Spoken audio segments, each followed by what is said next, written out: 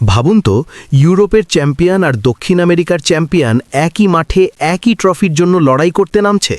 Football বিশ্বে এমন match খুব বেশি দেখা যায় না, আর সেই কারণেই ফিনালিসিমা ম্যাচটি সব সময়ই ফুটবল ভক্তদের কাছে বিশেষ এক আকর্ষণ। এবার সম্ভাব্য সেই মহারণে মুখোমুখি হওয়ার কথা রয়েছে আর্জেন্টিনা ন্যাশনাল ফুটবল টিম এবং স্পেন ন্যাশনাল ফুটবল টিমের। কিন্তু অবাক করার মতো বিষয় হল, ম্যাচটি শুরু হওয়ার আগেই শুরু হয়ে গেছে বড় বিতর্ক। কোথায় হবে এই ম্যাচ?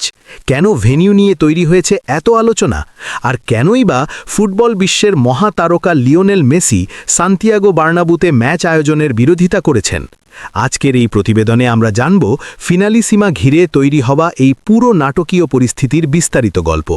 শুরুর দিকে পরিকল্পনা ছিল 2026 সালের 27 মার্চ কাতারের বিখ্যাত লুসাইল স্টেডিয়ামে অনুষ্ঠিত হবে ফিনালিসিমা ম্যাচটি।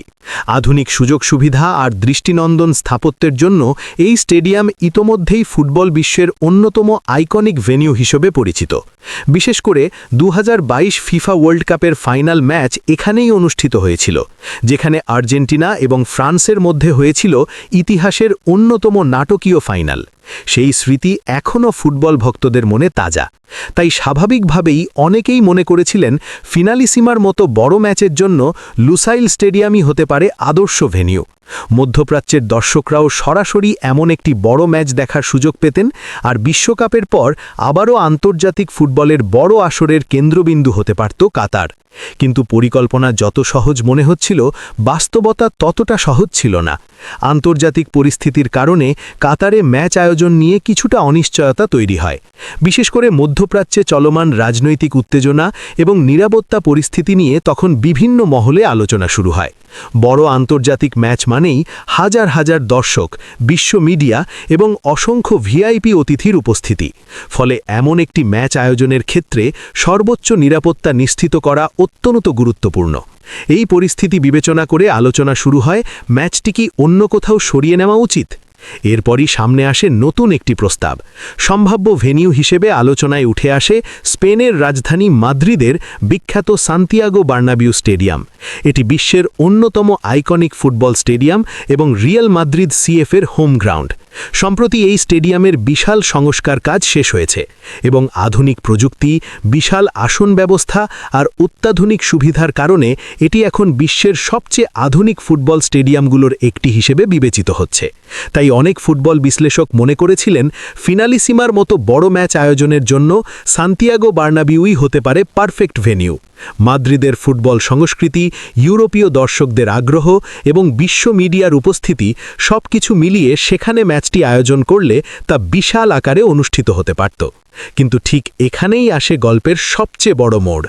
আর্জেন্টিনার বিশ্বস্ত সাংবাদিক গাস্তন এডুল এর এক প্রতিবেদনে জানা যায়, আর্জেন্টাইন অধিনায়ক লিওনেল মেসি এই ভেন্যু নিয়ে আপত্তি জানিয়েছেন। রিপোর্ট অনুযায়ী মেসি সরাসরি আর্জেন্টাইন ফুটবল কর্তৃপক্ষের সঙ্গে যোগাযোগ করেন এবং জানান যে তিনি চান না ফিনালিসিমা ম্যাচটি সান্তিয়াগো বার্নাবুতে অনুষ্ঠিত হোক। এরপর এই বিষয়টি নিয়ে আলোচনা শুরু হয় আর্জেন্টিনান ফুটবল অ্যাসোসিয়েশন এবং দক্ষিণ আমেরিকার ফুটবল সংস্থা কনমেবলের মধ্যে। আর্জেন্টিনা পক্ষ থেকে তখন একটি গুরুত্বপূর্ণ প্রস্তাব দেওয়া হয়। তাদের মতে ফিনালিসিমার মতো ম্যাচ এমন একটি দেশে হওয়া উচিত যা সম্পূর্ণ নিরপেক্ষ, কারণ স্পেনে ম্যাচ হলে স্বাভাবিকভাবেই স্পেন জাতীয় দল কিছুটা হলেও বাড়তি সুবিধা পেতে পারে। যদিও সান্তিয়াগো বার্নাবিউ স্পেন জাতীয় দলের নিয়মিত হোম স্টেডিয়াম নয়, তবুও এটি স্পেনের মাটিতে অবস্থিত। ফলে দর্শকদের সমর্থন, পরিবেশ আর মানসিক সুবিধা সবকিছুই কিছুটা হলেও স্পেনের দিকে ঝুঁকে যেতে পারে। এই কারণেই মেসি এবং আর্জেন্টিনা চায় ম্যাচটি সম্পূর্ণ নিরপেক্ষ পরিবেশে অনুষ্ঠিত হোক। এই প্রস্তাবের অংশ হিসেবে সম্ভাব্য নতুন ভেন্যু হিসেবে উঠে এসেছে ইউরোপের দুটি দেশ, পর্তুগাল এবং ইটালি। এই দুটি দেশেই রয়েছে বিশ্বমানের স্টেডিয়াম এবং বড় আন্তর্জাতিক ম্যাচ আয়োজনের অভিজ্ঞতা। তাই নিরপেক্ষ ভেন্যু হিসেবে এগুলোকে যথেষ্ট গ্রহণযোগ্য মনে করা হচ্ছে। ইতিমধ্যে দক্ষিণ আমেরিকার ফুটবল সংস্থা বিষয়টি ইউরোপের ফুটবল সংস্থাকে জানিয়ে দিয়েছে।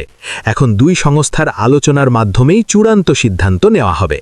উল্লেখ্য, ফিনালিসিমা এমন একটি ম্যাচ যেখানে মুখোমুখি হয় ইউরোপ এবং দক্ষিণ আমেরিকার দুই চ্যাম্পিয়ন।